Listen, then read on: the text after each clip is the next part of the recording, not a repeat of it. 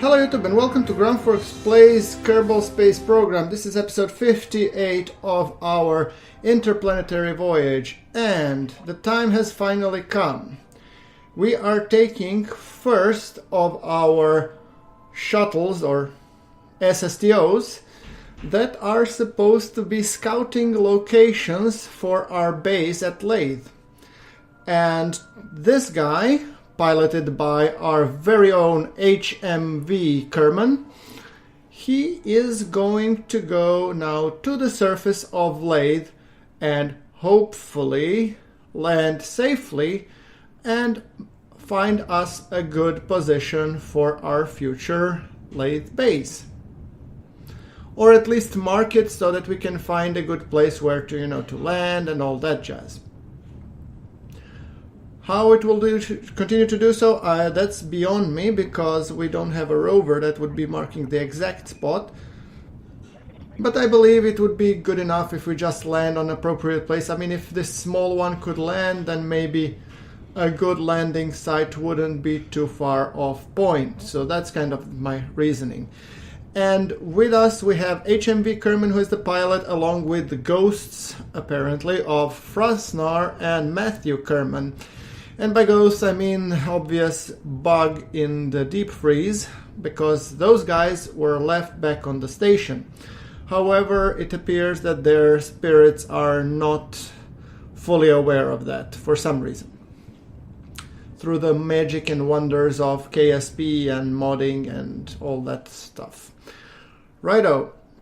So we're setting a very low periapsis of 53, and then we were going to circularize at that level to start with, and then we will hopefully be able to find a good landing spot and then just hopefully land. I'm saying hopefully very, very frequently, I've noticed just that. But truth be told, this is the first time I'm landing an SSTO on Laythe. And I've done it once previously in my Interplanetary Voyage written series, when I was playing in KSP 023 with FAR and Farum Aerospace Research and what was the name of the... I think it's Interstellar, KSP Interstellar, yes, that's the one. So, how did it work? Well, not very good. But, okay, let's switch to the in-cockpit view. I'm just, fiddling, see if we can get a very cool display in terms of, telemetry and all that jazz. I'm pretty sure it would be possible to navigate and land using this alone. However, that is like light years ahead of my skill level, so I'm not gonna do that. I'm just gonna be putting this so it looks kind of nice and then pretending that there is actually a smart person landing this, as opposed to me, of course. Right, we are still burning retrograde, and we are trying to reduce our periapsis to a more acceptable level. Yes, like you hear, a little bit subtle hum of the nukes. Looks kinda cool.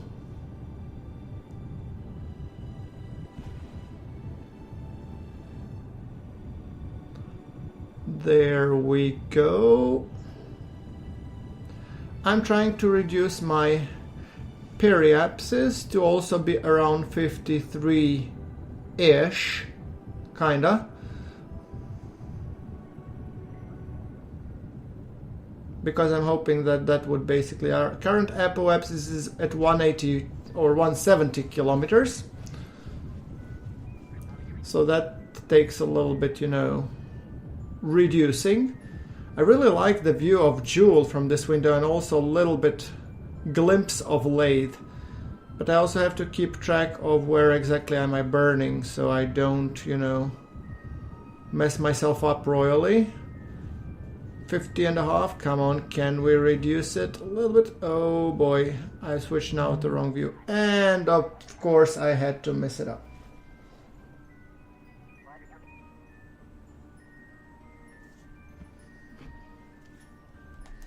Okay, let's take a look and just burn a little bit so that it is in the right place.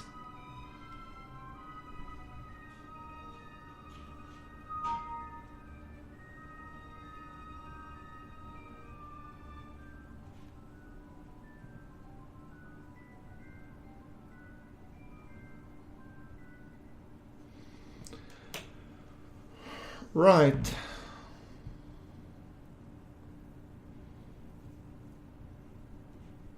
Okay, we are passing the periapsis, and I will burn a little bit more at the periapsis just to, circularize the orbit in a good way.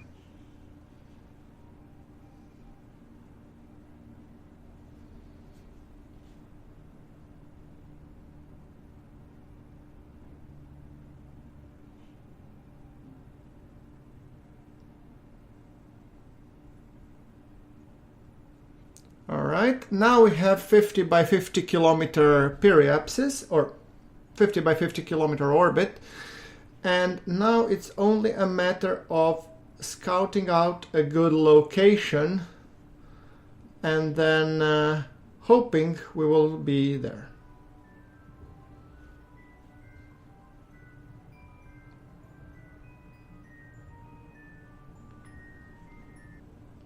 Alright, we are back at the space dock, and simply for reasons that I would like to accelerate the time a little bit.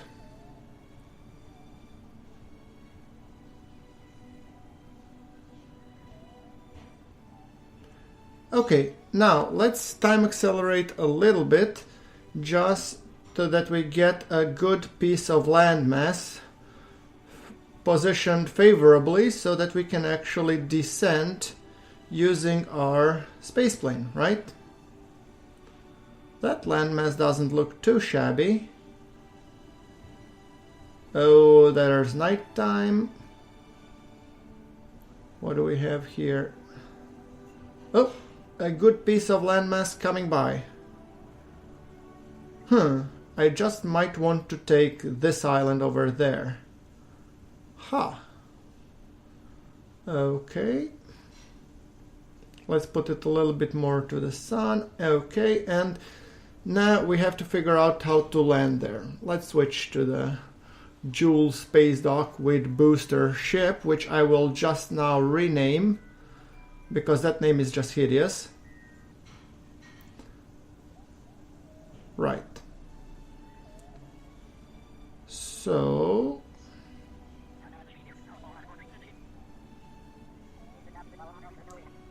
okay, finding a good approach.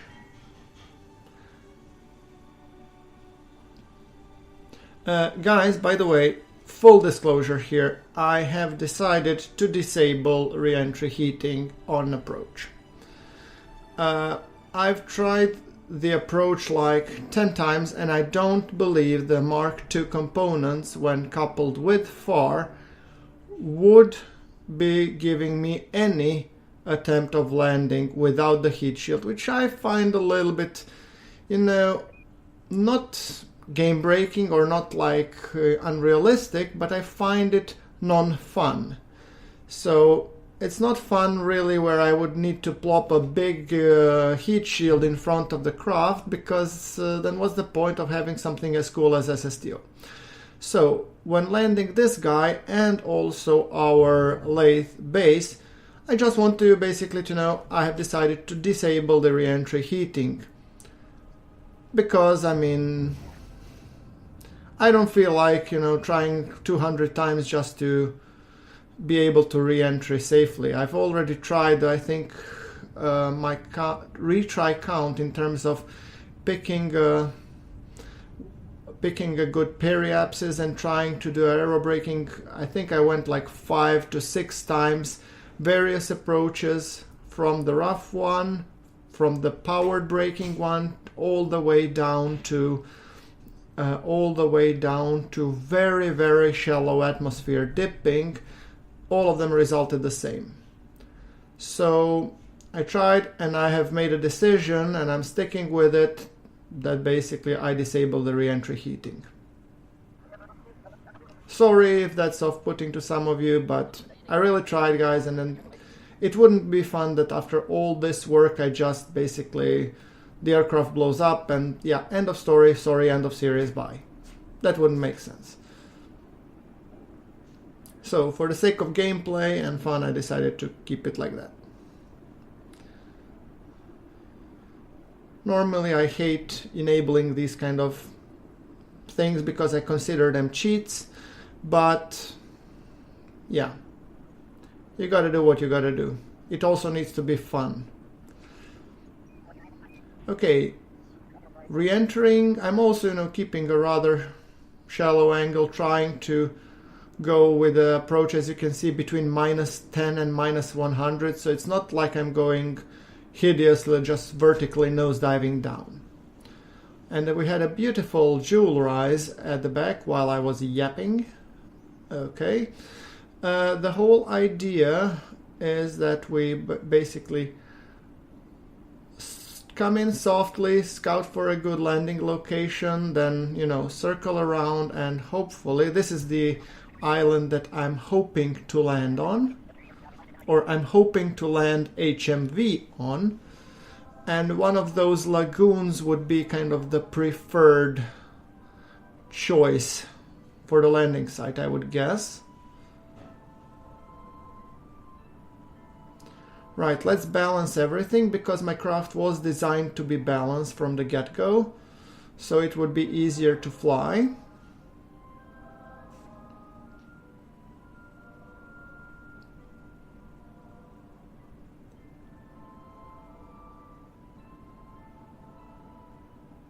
I'm thinking that lagoon over our right wing doesn't look too shabby. It's very hard to see it at the moment.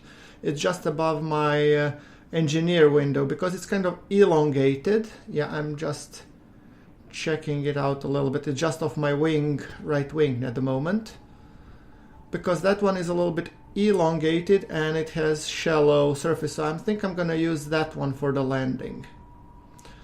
What I should have done in hindsight, I should have gone with a scan set, scanned the whole area, and then hopefully produced some better place of putting it.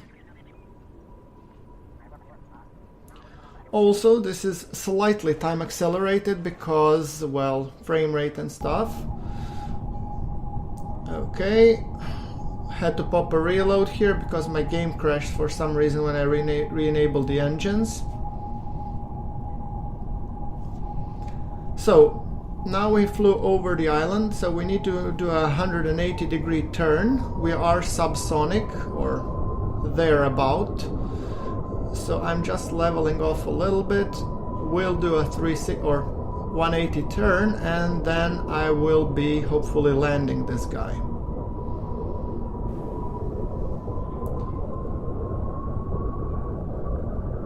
Also, I've had issues with landing, just to give you guys a heads up. As you can see, I'm turning towards that lagoon that I mentioned. I had issues with landing this craft, so and I had it because of the wheels issues with the KSP 1.1.3, because they were so, how to call it, mellow or unreliable. They were unreliably, I don't know, what's the English word for non-sturdy, like, they were, if they were made out of jello. That's the thing, that's the word I'm looking for. So let me know in the comments what would be the correct word for that. Noodly or something. The point is that I was trying to land this guy and my wheels went all noodly if I landed on the rear two wheels first, and then the first one would bump and physics would go all nutty on me and the plane would explode. So when I come very close, you will see another reload there, and guys, I gave it about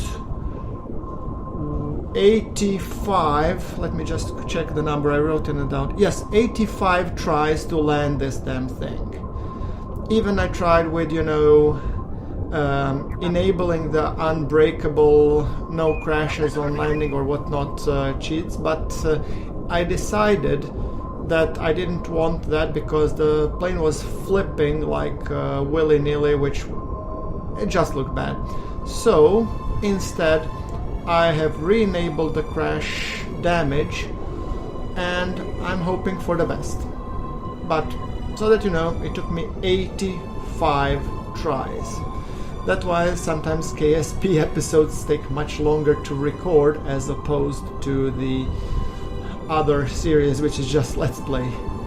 So, but I still enjoy it. It's just sometimes that, you know, frame rate stuff and so on. So, but anyway, this is supposed to be a triumphant landing and not me lamenting about issues, but more sharp-eyed among you will definitely spot that out. So I just wanted to get it out of the clear, you know, full disclosure. I still want to progress and I still want to have fun here. So, okay, coming about. There we go. Flare. Our shadow is very crisp, which means that we're very close. And there we go, reload, and now, oops, I've decided because of that issue that I'm gonna land on all 3 wheels at the same time. Oops, there goes our nuke engine, and with it our return ticket. So every time I'm landing on all 3 wheels, as opposed to, and apparently shocks are doing nothing to those wheels. I have no idea why. Okay, there we go, almost there. Please don't do anything silly. Oh, there, here comes water. Here comes water. Easy does it. Hard on the brake, hard on the brake. Handbrake, handbrake. Ooh. Oh boy, oh boy, oh boy, oh boy. Wow. Woohoo! We made it. I don't believe this thing. Yeah, I mean, I do believe it. I didn't believe it the 85th time I tried and actually succeeded, when I figured out that you really needed to land on all 3 wheels to succeed. However, here we are on the surface of Laythe with that beautiful picture of Jewel in the background. So here we go, guys. Like if you like this episode, I'm gonna be calling it here. Do subscribe for more KSP content, and of course support us on Patreon and whatnot, and please do join our Discord. Come into the discussions and ask your questions. I'll see you all in the next episode, but until then, thank you very much for watching. This is GrunfWorks signing off.